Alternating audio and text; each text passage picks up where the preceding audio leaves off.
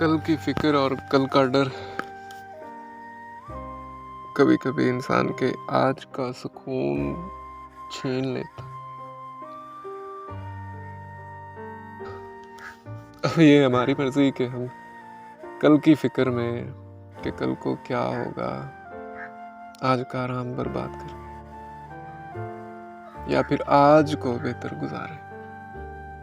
جب ہمارا آج بہتر اور پر لطف گزرے گا تو کل بھی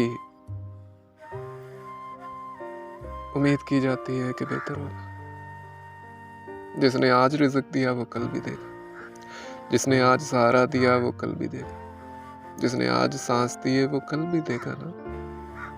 اسی دم پہ تو دنیا قائم ہے.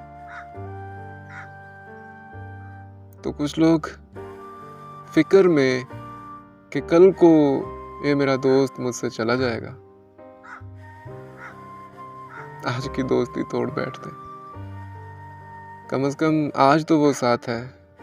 آج تو اس کے ساتھ آپ زندگی بسر کریں. آج تو اسے خوشی دیں. آج تو چند لمحے اس کے ساتھ بتائیں.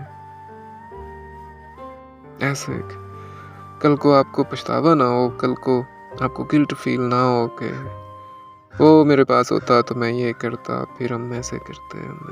آج تو وہ ہے. جب تک وہ ہے اس کو بری مت سمجھے. کل بھی بہتر ہو. آج کو ضائع نہیں کرنا. کل کی فکر میں آج کا سکون خراب نہیں کرنا.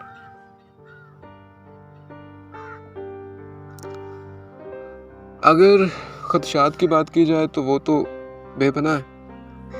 وہ تو آج بھی موضوع ہے. ممکن ہے. ہو سکتا ہے. تو فکریں تو ختم ہی نہیں ہوں گی. جو بندہ زبر ہے آج کل زیر ہونا ہے اس نے. آج جو ہے وہ کل ہو سکتا ہے نہ ہو. تو پھر اس کا کیا. پھر ہم جینا چھوڑ دیں. جب تک ہے تب تک تو جیے نا. اپنا گرے باں کل کو چاک نہ کرنا پڑے. بس اس طرح سے آج بیتے.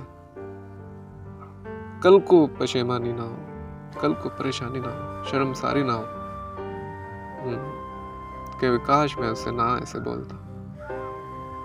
تو یہ جو کاش ہے نا یہ نہ ہو. اس کے لیے آج اچھا بولنا. آج جم کے جینا. کل بھی اللہ نے زندگی دی تو وہ بھی آف کورس بہتر ہوگا. اور رہی بات یہ تو اگر اللہ آپ کو پسند ہے بذات خود تو پھر اس کی ہر دی ہوئی چیز بھی پسند ہونی چاہیے. بھلے اس نے آپ کو لگتا ہے کہ وہ تھوڑی ناکامی کی طرف یا خرابی کی طرف جانا پڑا آپ کے نصیب میں. اگر آپ کو لگتا ہے کہ ایسا ہوا تو وہ بھی قبول ہے. بدحالی بھی قبول. مالک کی دی ہوئی ہے تو مالک کی تو دین عطا ہوتی بھلے وجہ بھی.